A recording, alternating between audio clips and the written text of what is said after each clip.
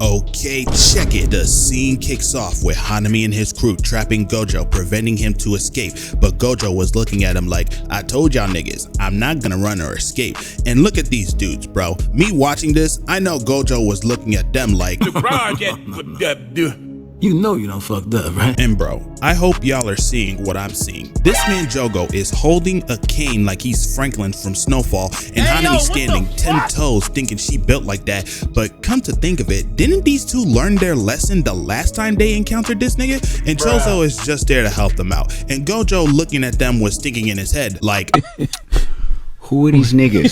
And before we get into the action, Geto and his crew was discussing a game plan on how to seal Gojo at a playground, by the way, out of all places. But Jogo was having second thoughts of pursuing with Geto's plan. And I find it crazy and funny that Jogo gives a damn about his life now, but when it came to fighting Sukuna a few episodes down the road, his sorry ass threw his life right out the damn window. While they're strategizing their plans, Mahito and the crew are having fun with kids like, bro, what the hell is this? But anyways, they opened the exit, leaving innocent people to drop on the train tracks, and they did not waste no time. Look at Jogo smiling like he doing something, burning innocent people, turning them into fried chicken, and grab this dude's head like a basketball, thinking he about to cross somebody on the basketball court. Then Hanami speed running through the crowd like crazy, like she's Sonic the Hedgehog. Chozo using his blood manipulation technique to blind Gojo, but doesn't he realize he's wearing one? And me watching this, I was thinking in my head straight, out of pocket for that shit. Way out of pocket. What do you gain from that? But all that was a distraction to give Jogo and Hanami the opening to hit Gojo with the "now's our chance" ass pose. And look at them smiling, bruh. They think they was doing something, like y'all are not built for this. But Gojo was just smirking at them, not taking this fight seriously at all. And they go for their domain amplification, and Gojo was looking at them like, really, nigga? And teleports out of there and lands on the platform and tells them, did you really think that weak ass attack would affect me, you pathetic curses? And this nigga Jogo is sick in the head for this next part right here. A woman is screaming her ass off, and Bob Ross is trying to calm Shorty down just for him to get stabbed in the stomach and burned to a crisp in front of fine shit. Like, dog, is this nigga serious? And he was still talking that hot shit like, never thought the great Satoru Gojo would run like a bitch. But Gojo was done with the disrespect as he takes off the blindfold and tells them, all y'all great curses are getting put in a body bag if you think this is all you got. And man, let me tell you right now, these special great curses are about to get probably one of the most nastiest reality check of all time, because what Gojo did to these niggas is going to make your jaw drop. So he called ISO on Hanami and says, hey there, weed.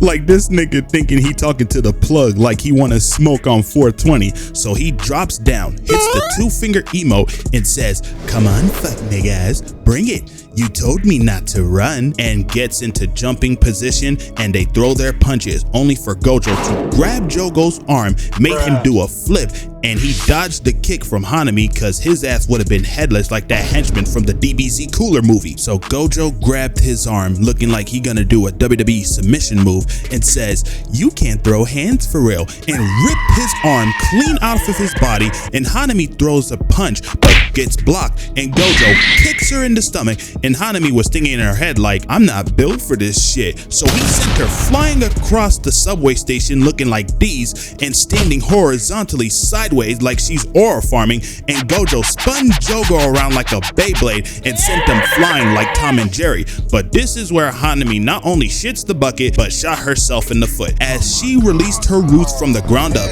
and Jogo tells her, that was not part of the plan, you idiot. And I know Geto watching this unfold was thinking in his head like, smell like bitch in here.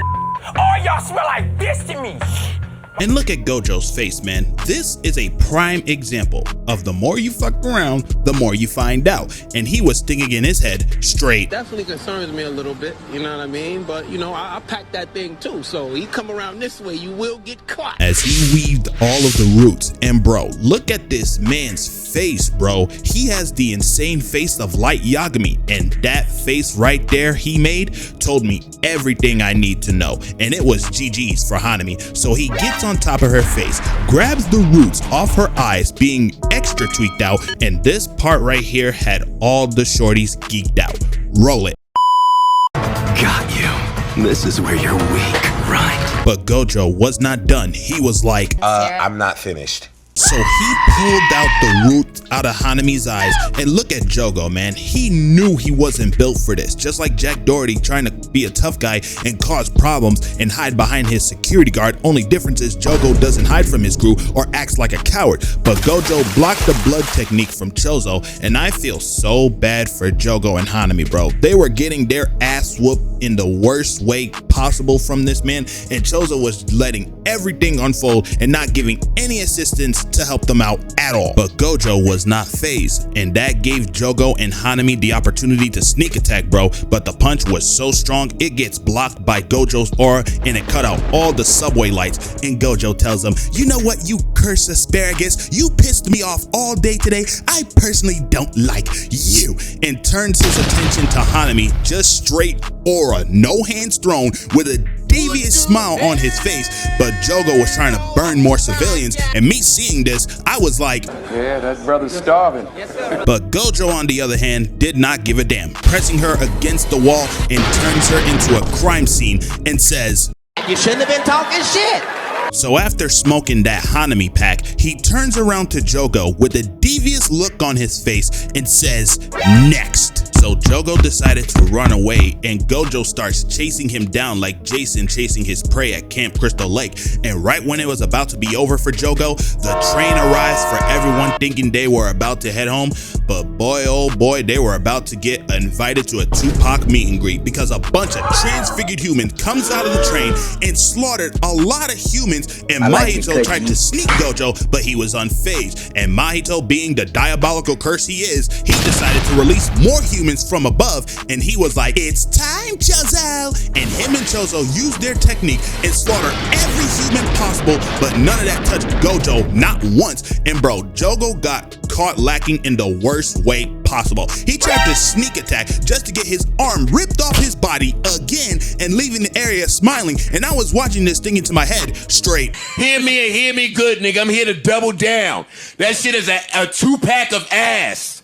The fuck are you talking about? That shit stinks. And with everything that transpired, the ops decided to talk big on Gojo, thinking he's not like that, while this man is not phased and paying them no mind or attention at all. And oh boy, this nigga is about to show y'all why he's the most OP character in anime history, and also to prove why he's him. As he activated his domain expansion, he stopped everyone in their tracks like he from JoJo's Bizarre Adventure, and everyone is frozen, can't even move a muscle. They out here doing the mannequin challenge back in 2016, and Gojo had no time to waste, as he moved like he's Shadow and one-shotted every single transfigured human while everyone is frozen, just like YBN Namir's music career. And after all the speed blitzing and slaughtering transfigured humans, Gojo caught approximately at least 1,000 bodies in the matter of 2.99 seconds, and that's why he's called the Honored One.